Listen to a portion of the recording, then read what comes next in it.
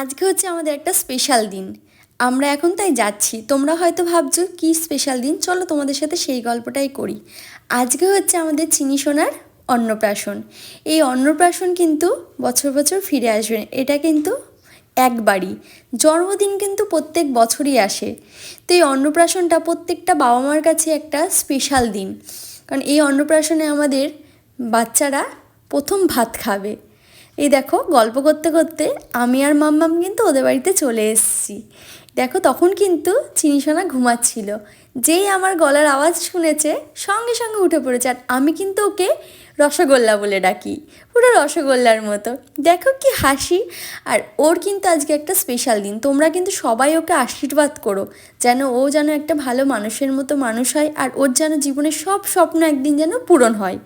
তো তোমাদের এই ভিডিওটা কেমন লাগছে তোমরা কিন্তু অবশ্যই কমেন্ট করে জানিও, আর তোমরা কিন্তু ওকে আশীর্বাদ করতে একদমই ভুলো না। এখনকার